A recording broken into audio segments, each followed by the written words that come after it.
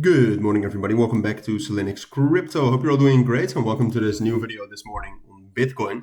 We're going to do a full update. This is the first time we actually got a pullback right here, which was semi-expected, I would say. I mean, yesterday we held open the possibility of a pullback after some bad news, and I would argue yesterday we got some bad news, or at least just some bearish headlines. Right, yesterday evening, I for the premium group, I made some sort of an overview of all the headlines we had, and I think we had Jamie Dimon talking about a recession in 2026. Someone of the Federal Reserve Board actually talked about stagflation, right, which would be very bearish. Stagflation, if you don't know, is inflation while the economy is not doing great. So that's definitely not what you want. There's not much that you can do against that in terms of monetary policy. So, given the news that we had and given the headlines that we had, I mean, you can see right here in the stock market, we also got a pullback. I have to say, pre-market though, the stock market is just fine, right? I mean, yes, we had a pullback. This is the biggest pullback we've had since the 1st of October. So is it really major? No, right? And I think in general, I mean, yesterday we also spoke specifically about Bitcoin. We spoke about the fact that we were losing momentum, right? I mean, the volume was decreasing, RSI was decreasing. We all knew that. We all knew this was a possibility. Now it just happened, all right? And the question is this going to be the pullback? Right, so we're at a relatively strong level here around 121,000, which we'll still zoom into in a moment, or are we going to drop down a little bit lower?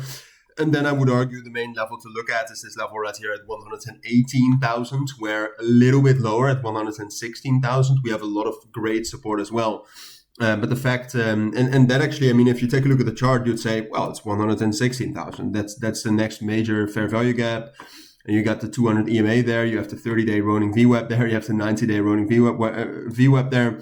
Why not that level? Well, simply because 118,000 is a point of control, right? So that's where most of the volume has been traded since the 15th of July. So that's a high liquidity zone. We also have a fair value gap there on the 12-hour time frame and on the daily time frame. And it's a respected intraday support level in general, right? So that's my next target. But for now, I think Bitcoin is actually holding up relatively well. I mean, we have strong support here as well with the fair value gap, with the 4-hour trend, with the 7-day rolling VWAP, even though with the Coinbase charts on the 4-hour time frame, we have lost the 7-day rolling VWAP. It's by a very tight margin. And you can see right now that we've actually yesterday, like with the high volume, we pushed down into this level and then we held it. And then since then, the volume honestly has been relatively low. And the only time this morning when we had relatively high volume was kind of towards the end of the Asian session, which we are in right now.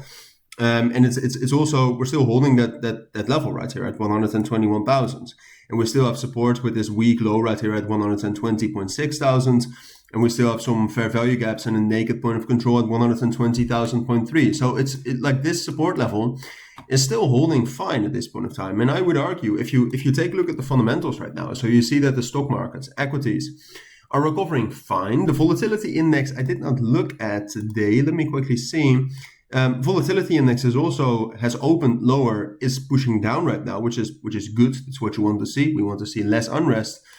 I would have to say, I think it's a little bit more likely that, I mean, yeah, maybe we can spike down to those levels a little bit lower and take those out. But it does look more likely to me that we will just remain relatively stable right here. And that from here, we are at least going to fill some of those imbalances we left yesterday at 122.6 and 123.2.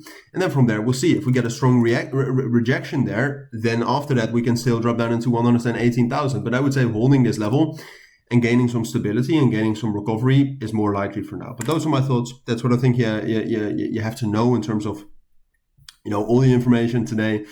I'll be back with a middle of the day market update later today regarding all the news coming in today. Hopefully about hopefully we'll actually get some updates about the shutdown that are hopeful. But we'll talk about that. For now, thank you for watching. Take care and bye.